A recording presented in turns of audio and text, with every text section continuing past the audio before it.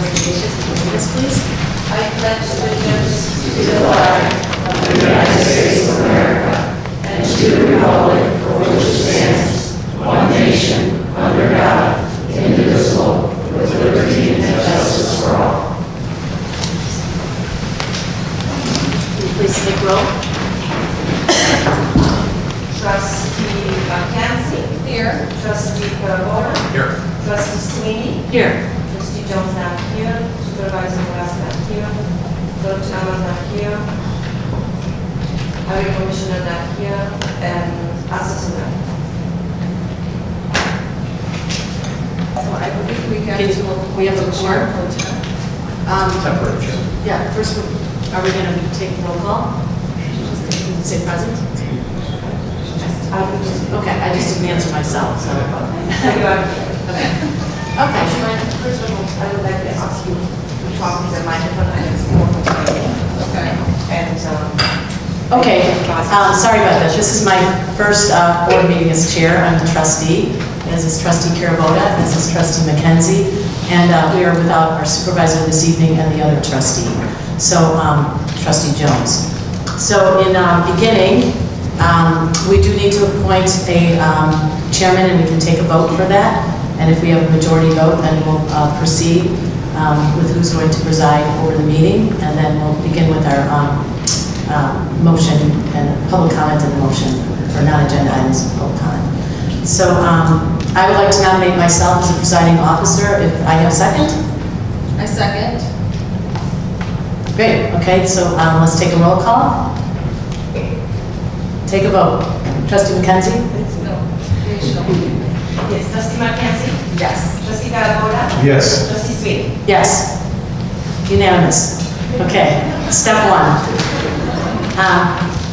So I would welcome now public participation, and this is only for non-agenda items. You will have the opportunity to speak when we get to the one agenda single item that we have for this evening, which is going to be a discussion to the single item agenda that we're going to be voting on this evening is to release and disclose, including placing on our website, the sexual harassment investigation report and exhibits as prepared by Ansel Klink and previously provided to the board members.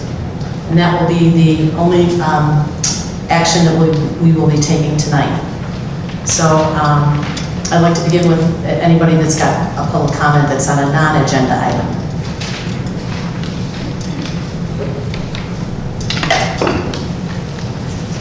Please introduce yourself. This is just going to be on the cuff. My name is Bob Zalewski. I live at 8460 Chester and Niles. And my non-agenda item is the raises that were granted to the employees of the Maine Township. From what I understand, they came across a large savings by combining budgets together. And then this board just totally turned around and decided, hey, we got this extra money. We're going to put it in our pockets. And I think that's wrong. I think that's money that belongs to the people. I heard that they wanted to give out a one-time bonus, which I think would have been a better solution to the problem. I don't appreciate it. I appreciate the hard work that they went and they found all that savings in the budget where they came up with this money, but it's our money. These people, as politicians, you're supposed to be saving us money, giving us the best government possible for the lowest possible cost. But what happens over here, this is Niles, and we're in Cook County in the state of Illinois. Politicians seize money, what do? They grab it and they stick it in their pocket, and that's wrong, and I'm sick and tired of it.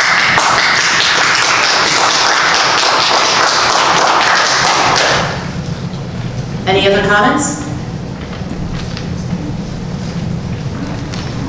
Okay, I'm going to proceed to the vote. I would like to make a motion to vote and release and disclose, including placement on our website, the sexual harassment investigation report and exhibits as prepared by Ansel Klink and previously provided to the board members. Do I have a second? Can I just ask you to amend and include the exhibits? Yes, the exhibits are included in that. I second. Great. Having a motion and a second, can we take the roll call, please? Trustee Marquez? Yes. Trustee Carabona? Yes. Trustee Sweeney? Yes. Okay, passed. Do we have any public comments? Yes, I'm confused. I was under the impression we'd be able to get comments before a vote, but no. Well, we were going to have discussion, so you are entitled to, No requirement that it has to happen. no, pardon? No, there's no. There's no requirement that public comment has to come before a vote. Okay. So you have an opportunity now. I'm a little confused on that, can I ask a clarification? Since you clearly said that we were allowed to make comments only for non-agenda items, and then we would be allowed to make comments on agenda items, why wasn't there an opportunity for us to do that before the vote? We have an opportunity right now. If we had a discussion, we would have If the discussion. vote's already taken, it can't really have much impact, but okay. All right, so I've written down my comments, so I remember what I'd like to say. So it does have to do with the sexual harassment case. Can you tell us who you are? Oh, I'm sorry, Ginger Pennington. I live in Park Ridge. All right, so. What's the last name? Pennington. So, there's a fair number of people out here, so I'm going to go out on one here and suggest I'm probably not the only person in this room who knows how uncomfortable it is and how upsetting it can be to experience harassment and unwanted sexual advances in a professional setting. I'm probably also not the only person in this room who knows how difficult it can be to provide irrefutable evidence that this took place, right? So while I don't know Trustee Jones or Karabuta personally, and I have no way of knowing if the specific claims here are true, I do fully appreciate just how important this discussion is. Well, the discussion I thought we were going to have. So, not only to the two trustees involved here, and to their families, of course, but to all the women who are watching, listening, and becoming involved in discussions regarding this case and cases like it. So I had a few things I wanted to ask the board members to consider, but nonetheless. One, I wanted you to think about the optics and the fairness of making this decision that you just made without the involvement of all the involved parties. So I see no reason that we needed to proceed with this discussion without input from other sides. Secondly, I wanted to ask you to give careful thought to how appropriate it is to have the accused party here participate directly in the vote concerning his own case, particularly when the accuser is not in attendance, to be able to do the same. So that seemed inappropriate in my opinion. Third, and this has implications going forward, I want you to carefully examine, I hope that the board will examine how this case was handled. I feel that the lack of professionalism here was concerning both in and of itself and with regard to the future functioning of this board, which as I appreciate already has some issues with that in that regard. So having listened to the audio tape of the meeting on May 22nd, I personally was disturbed to hear Trustee Carabona yell at the accuser for bringing her concerns forward. He called her crazy, and then he proceeded to accuse her of sexual harassment for having brought forward her concerns. Now, in and of itself, I think that seems worthy of censure, in my opinion, because it's not becoming a conduct of a public official. But to that point, I think moving forward, I hope one thing that we can get out of this is maybe in response to this report that you're now going to publish, coming up with some better ways, some clear standards on how to handle this sort of situation moving forward, as I don't feel it was handled particularly well in this case. And then finally, I wanted to comment on the larger discussion taking place around this in the public sphere, including on local social media pages. I've been following the news coverage and following discussions and participating in discussions in the community, both on and offline. And I believe as community leaders, your actions impact the community, and you help to shape the conversations around these issues. So I feel it's your responsibility to make clear that the contents of this report, now that it's to be published, we need to realize it's unlikely to provide all the answers.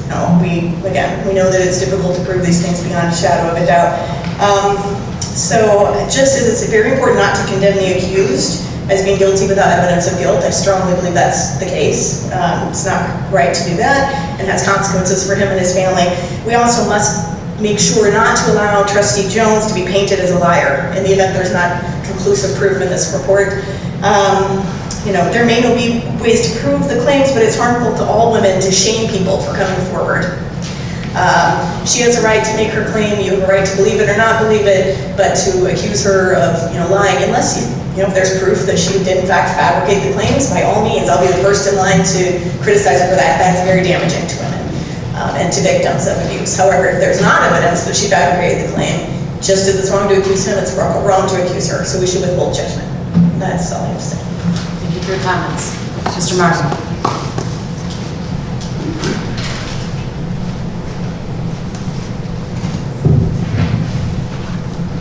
Dennis Martin. I live at 8706 North Osceola in Niles. Unlike the person that just spoke, I happen to know Dave Garibaldi for 30 years. Member of the community. His kids grew up with my kids. He was a leader at the Knights of Columbus. He provided counsel for the Cub Scouts. He's a very private man. For all of this accusation to come about, it's got to be ripping him apart. He doesn't like to discuss the smallest detail of his family. Yet an accusation that somebody inappropriately touched, which then grows into a statement of some type of sexual touch, is ridiculous. I've been at these meetings since the inception of these three folks joining the board. I've been here and I've watched the lies, I've watched the false accusations. Just last meeting, I happened to be having a conversation with somebody else and I was laughing. And Susan Moylan cried, says, what, did I say something funny? And so she's accusing me, calling me out for doing something wrong. Just as I think in this case, somebody has gone a little too far in assuming this inappropriate touch. You know, I've seen Dave come into a room and he's a great guy. Like I said, very private, very personal guy, but a stellar person in the community.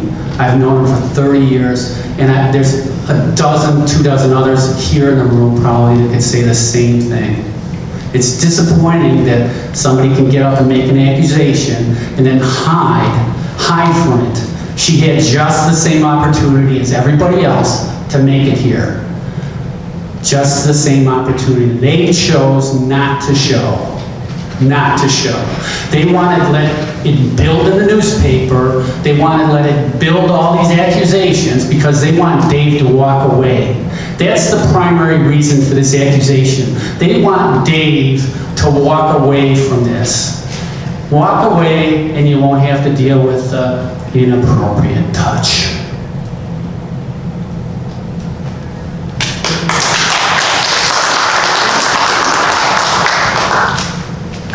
I acknowledge Mr. Reardon first.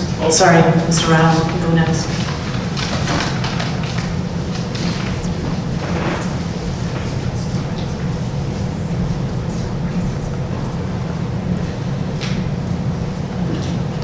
Good evening, Mike Reardon at 430 South Prospect in Park Ridge.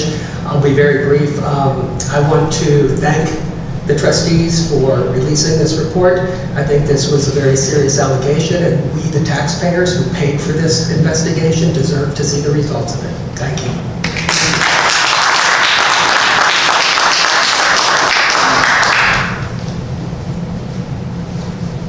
Larry Riles, 826 South Prospect. I like my neighbor there. You know, when we're in the dark, rumors become like a cancer and they feed on themselves.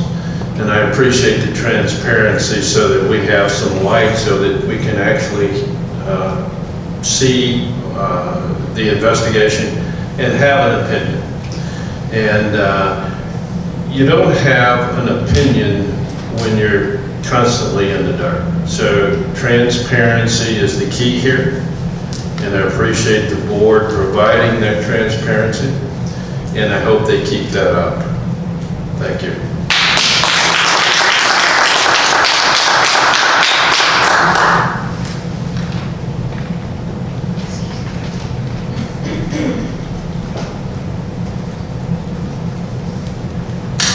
Good evening, Jane Reardon, wife of Mike Reardon. I live in Park Ridge, and I just want to rise and agree with the first speaker in one small matter, and that is that better procedures should have been followed here, clearly. I don't understand as a lawyer how Ansel Glink, the board's attorneys, got involved in this. As the gentleman who spoke before me, we're kind of in the dark here, but from what I've read, it sounds a little bit weird that the attorney for the board would make a recommendation to one trustee to confront another trustee about an alleged criminal or impropriety at least, number one.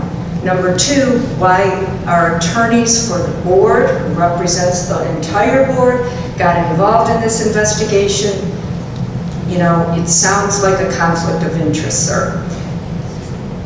Be that as it may, the report has been issued, the investigation has been done. We, the taxpayers, own that work product, and this board did the right thing in voting to publish it and let the facts get out to the constituency. I really appreciate the fortitude it has taken to deal with this situation, and I thank you for that. I don't know Mr. Carabota or Ms. Jones, but I do know that this has got to have been a very troubling matter, and I really appreciate your professionalism in this matter. Thank you.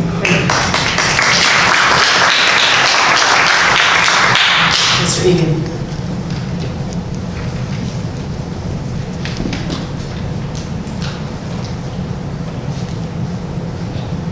Joe Egan, I live in Park Ridge. A couple observations. I agree with what Ms. Reardon just said about the process that's been followed here. I too am perplexed as to how, first of all, who recommended Ansel Glenn to be the investigator in this situation. As Mrs. Reardon pointed out, they represent the board, the entire board. They don't represent any individual. So I think part of this, at the end of this process, needs to be an investigation as to who made that recommendation. I'm not aware of who did it. I have my suspicions who did it. I think that was an inappropriate recommendation. Two, Ansel Glenn needs to be challenged as to why they didn't identify themselves and say, no, we are not the appropriate party to investigate this because we represent the board while we're investigating two individuals. To me, from a layman's point of view, that is a clear conflict, and it's an ethical problem for the board's law firm, and that needs to be answered at some point. Hopefully tonight, but I understand this is public comment. Third, I find it very interesting that, first off, these three trustees are the newest members. I've been to a number of these board meetings, especially the budget meetings. These three members here are the ones pushing for transparency, and they've been pushing it from day one.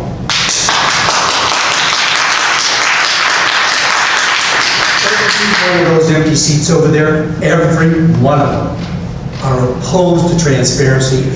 You just come to these meetings, you watch those tapes, they want to hide things, push things under the rug. They can't provide answers, they provide conflicting answers. The person in the middle lies constantly. You see it on the tapes.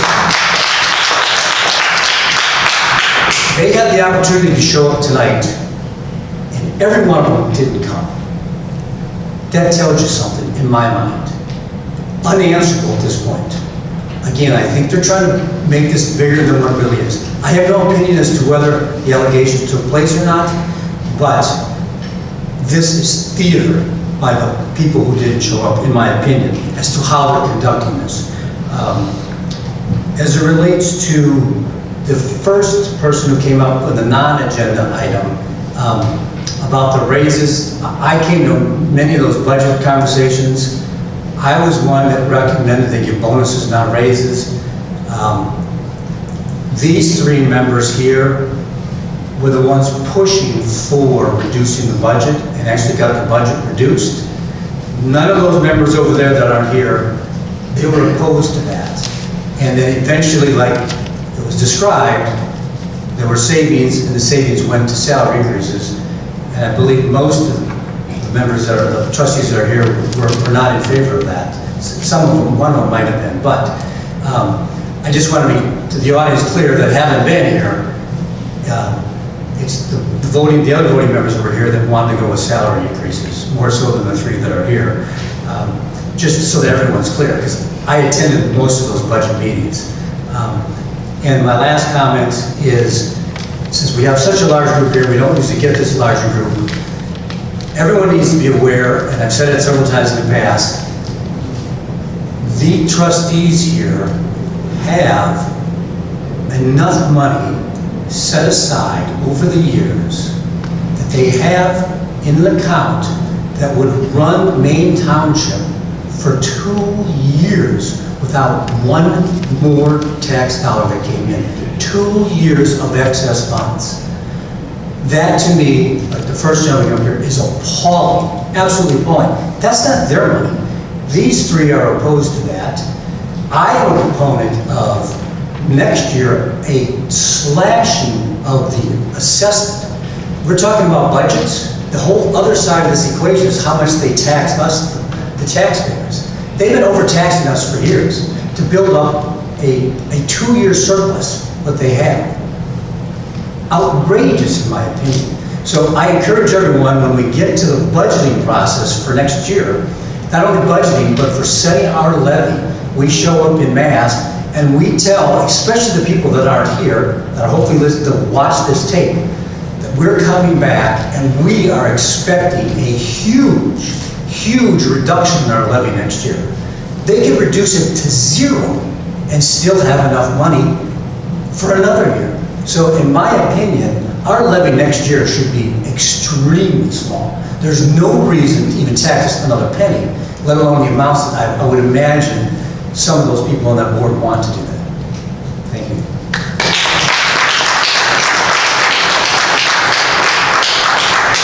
Any other comments? Mr. Zalinski.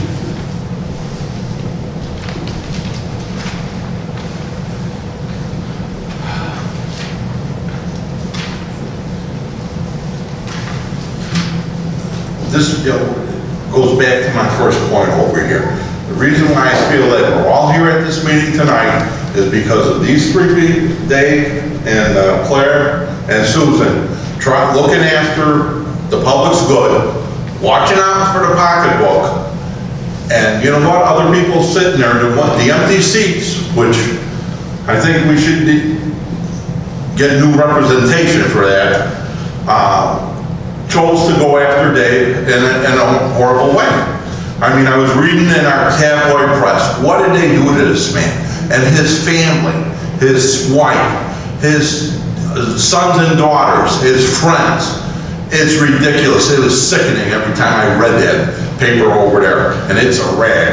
I'm so upset with that. But I need proof. And if they have this report and it's done and the proof is there, let us all see it. And that's the way it should be. And Dave, if you did something wrong, shame on you. But, you know, I've known Dave for a long time, been to many parties, talked with other people. They picked on the wrong character. They picked on the wrong guy to make a charge like that against them. I know some people also maybe they're a little more sensitive about their, you know, touching or whatever. Dave is known, I know Dave to be a hugger. You know, he'll give you a hug at church and, you know, things like that. But as far as like inappropriate behavior, the way that paper was making this sound to be, no, that's not Dave Carabola. And we need transparency. Those reports were paid for by us taxpayers. Those are our reports. Release them tonight.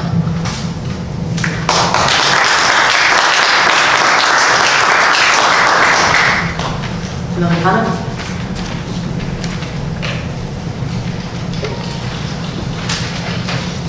Kim Biederman, 729 South Prospect in Park Ridge. I guess my question is actually, what's the next steps now after this report is released that the township will be doing? I guess I'm curious about that. We're going to have this posted on the website, and it will be posted according to FOIA exemptions. So that will be something that everybody can access. And then at that point, you know, if there's anything further, I think Will the other board members be part of this, or are they completely out? I guess I'm curious, since they're not here tonight. Oh, there's a report the report was final. Okay, so it's final. So all Okay. the board members That was, have I was seen, curious. have Okay, seen the so they've the seen it. actual report, right? Okay. So there's nothing that's, So there's nothing new to come out. Yeah, everybody's received this for a week. Okay. All had it for a week. Okay, so everybody has it. right. Okay. And we did, go round and round with different dates as options, but for us all to be present. That being said, this report is final, so it's been released. And that's why we appreciate you coming here tonight. And I would just like to make one comment off of a couple of comments as it pertained to compensation for employees of raises and COLAs versus bonuses. So, okay, it's a non-agenda item, so I could react to the comment, but I'd like to say you can follow along from previous meetings to look at how that actually was transacted. So, with that being said, one more comment? I do have a question. Yes. What is the next step? Post the attorney? What we should do next time? We've issued the report, it's now with the board's hands. Nothing about what should happen going forward? I don't think everybody can hear you because I can't.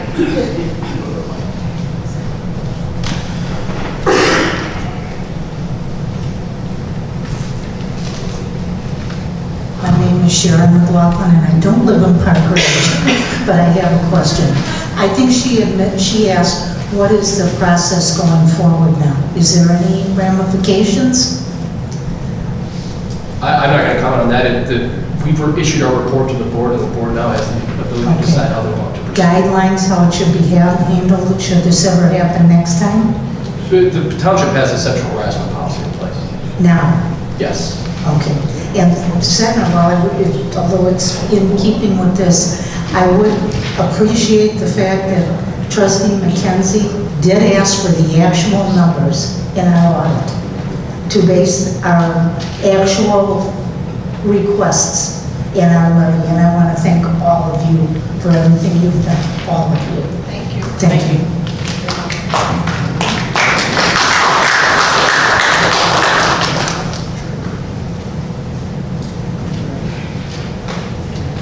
Okay, I move to adjourn this meeting. Do I have a second? Second. Okay, all in favor, say aye. Aye. Okay, meeting adjourned.